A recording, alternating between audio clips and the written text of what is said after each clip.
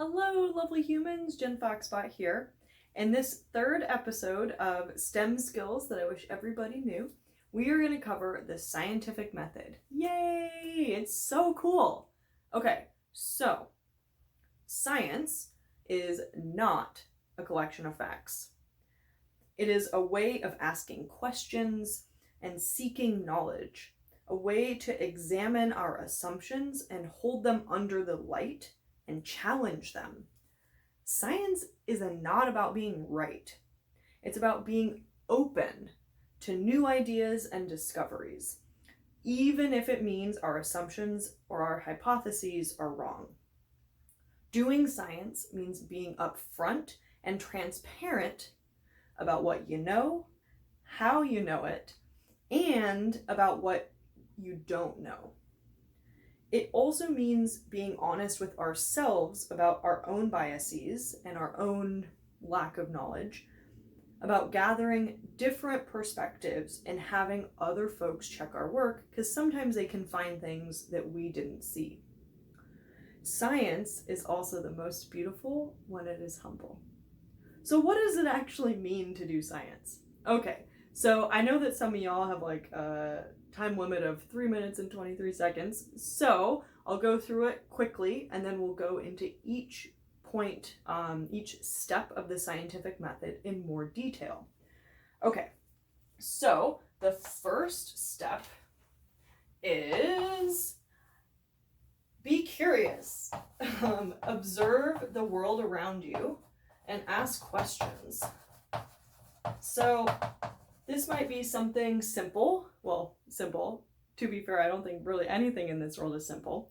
But maybe it's you see the sky and you're like, why is the sky blue? That is a valid question to go through the scientific method. Maybe it's something like, what is my body made of? Maybe you have a question of like, what is life? I feel you. That one is a little bit harder. And so when we are doing the scientific method, we want to, all questions are valid. Some questions are going to be easier to tackle and get more information about. So we're going to use the why is the sky blue as an example of how we would go through the scientific method in the long form. Ooh, to get you to watch that part. Yay. Okay, so once you have a question, then you want to start to do some research. Learn some things, yeah! So this is where you look for sources of information to get more understanding about the question that you have. Once you've done some research, then you make a hypothesis, which is an informed or educated guess. It's also sometimes called a conjecture. The important thing about the hypothesis is that it needs to be able to be proven false. We'll get to that in a second. Number 4, test. This is where you run an experiment. Woo! This part's really hard. It seems easy, but it's really not. Okay, test. And then number 5 is you analyze your data. Statistics, errors, and uncertainties, crucial. And lastly, you might want to share. And usually this will bring you back to point 1 because you'll be like, I have so many more questions now. Yes, welcome to science. Yay! Okay, so that was a quick version. Now let's dig into more detail. Okay, so I'm going to pick up my notes here because I wrote a lot. So again, our observations about the world around us really just start with curiosity and being like, that's an interesting mystery. I wonder how I might go about finding some information about that. So in the research phase, we really want to build on the work of other folks. This is where we gather evidence from trustworthy sources. So if we are asking the question, why is the sky blue? We want to make sure that we're gathering information from folks who are looking at our question in an honest and transparent way. So maybe we want to, get information from climate scientists or people that study the atmosphere. Or maybe we want to get data from people that study other planets that might know about the skies on other planets. So cool. They would probably have some good ideas about the color of our own sky because they study, with the scientific method, the skies of other planets. So cool. You also, if you're an educator and you want to have your students really walk through this on their own, have them make observations or ask other people that they know. So once you've done some research, then you can go on to formulating your hypothesis. As I mentioned, it needs to be either verifiable or falsifiable. Is that a word? It is now. Okay. You want to use the information that you learned in step 2 in the research phase to formulate a solid hypothesis. Totally fine if it's wrong. Really doesn't matter. The point is that we need to be able to test if our hypothesis is accurate. So, for example, my hypothesis is going to be the sky is blue because it reflects the ocean. Some of you might be like, wait a second, I don't think that's right. That's fine. It's a hypothesis. It doesn't need to be right. The point is that there should be a way for us to prove that it's wrong or that it's right. I'm going to add a step here called 3B, which is called prediction. This is actually really important for a number of reasons. So what this phase involves is before you know whether your hypothesis is accurate or not, you want to think about the outcomes or the consequences of your hypothesis. So this helps us figure out a few things. For one, how we might design an effective experiment to verify or falsify our hypothesis. And also, if there are multiple hypotheses that result in the same prediction or the same outcome, we need to be able to think about those things, because just because we find that prediction in our data does not necessarily mean our hypothesis is right. For example, my hypothesis that the sky is blue because it reflects the ocean would have the same outcome as a hypothesis that the sky is blue because of the way that light refracts through our atmosphere. Very different causes, but the same result, that the sky is blue. So when we think about our predictions, that helps us to kind of pull those things apart. Okay, so experimentation, very tricky because the world is complicated. We are bringing in our own biases in our experiment. So it's definitely a lot harder than it seems. That is okay. If you need to repeat your experiment multiple times, totally fine. It's often really fun when we learn through doing an experiment. So you really want to be as precise and narrow or specific as possible. We really only want to gather data about our hypothesis and try to kind of rule out or exclude everything else as much as possible. So for example, if we want to observe that the sky is blue because it reflects the ocean, we might want to observe the sky in the middle of a continent, away from any large body of water.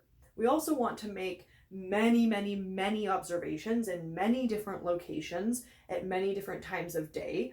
We'd probably also want to get above the clouds and see if the sky is blue above the clouds. And if possible, maybe we want to get data about the color of the sky on different planets.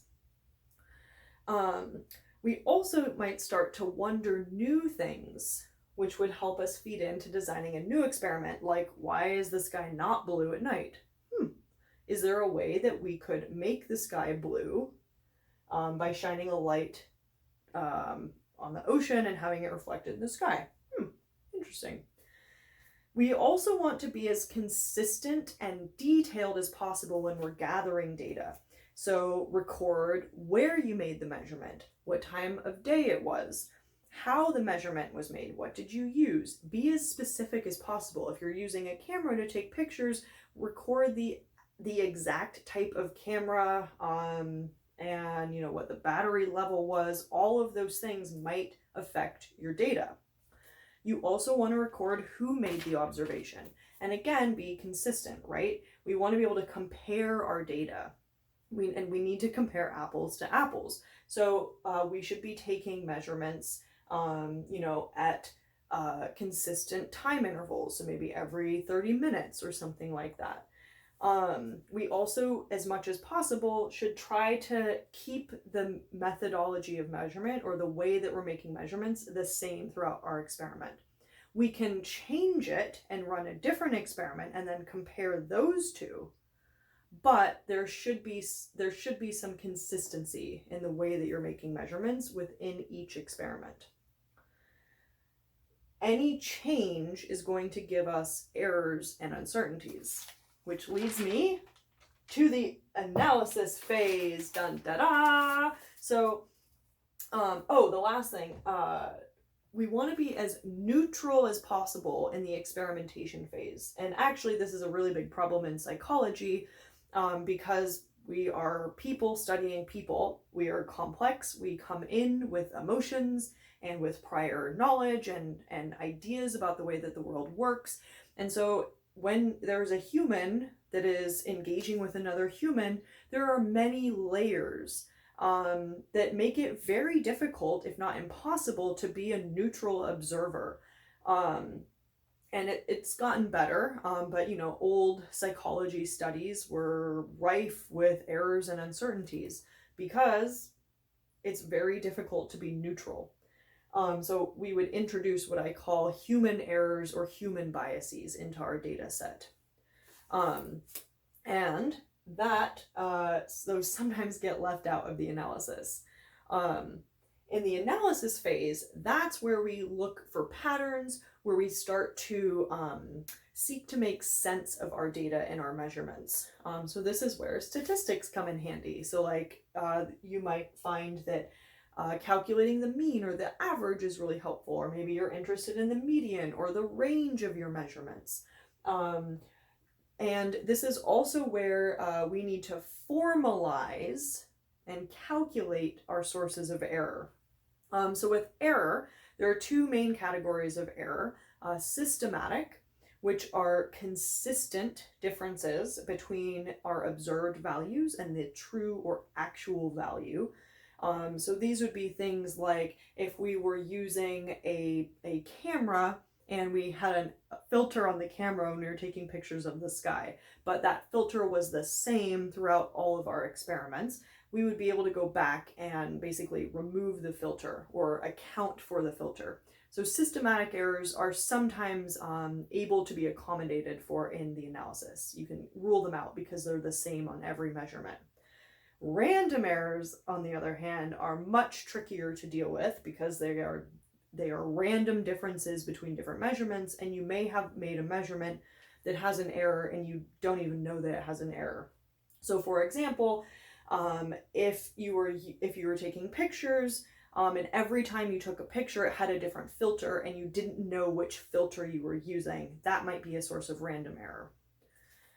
We also need to formalize uncertainties. These are things that we don't know.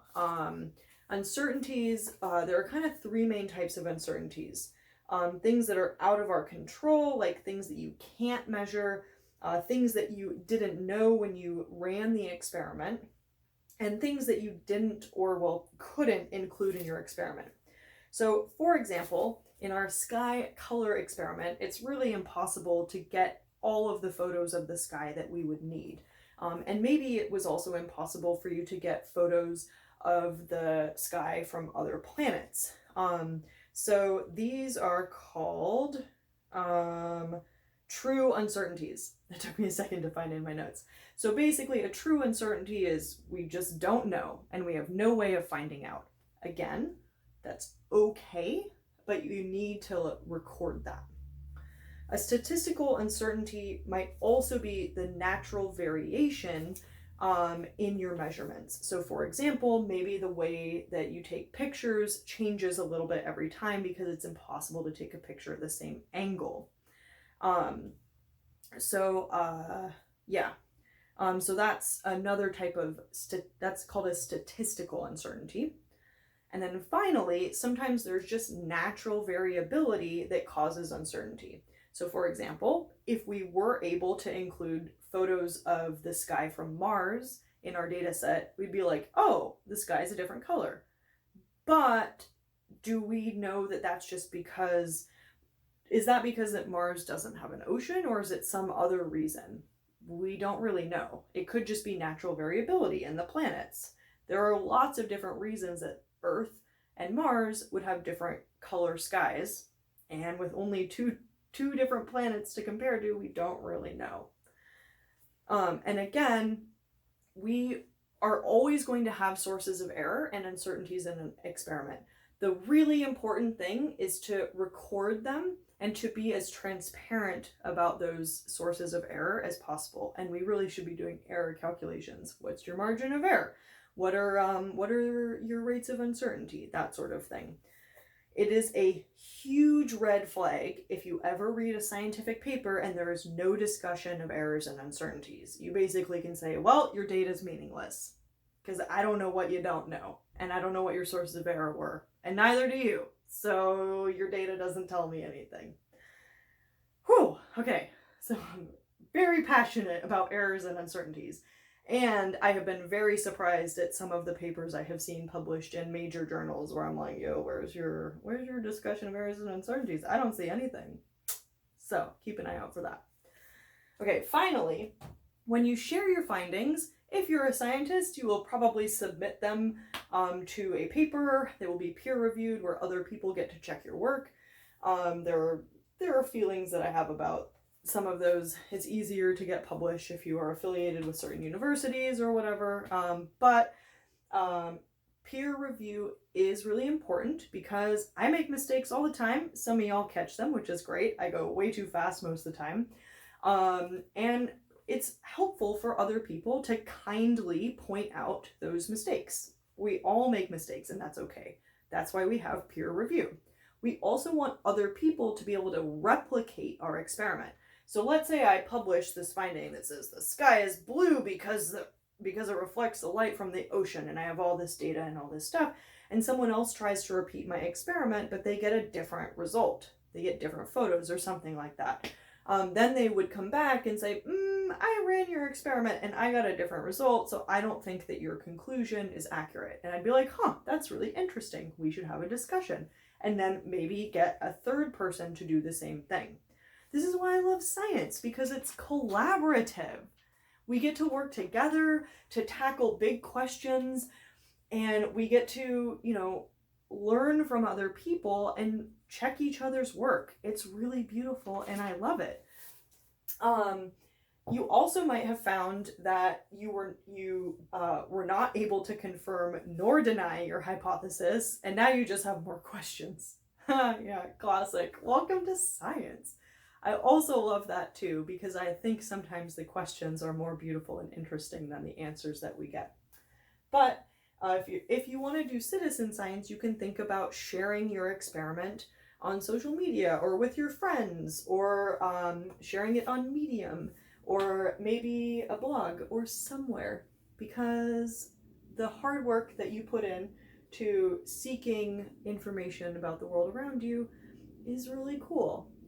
And again, just, as long as we're being honest with each other and with ourselves about what we know and what we don't know, I think it's great to share and have discussions about citizen science, science, and all the things in between. Okay, thank you for making it this far to the end. I hope that this was helpful, interesting, entertaining, whatever, all of the above. Please let me know if you have any questions about the scientific method, and thank you very much for watching. We'll see you next time. Bye!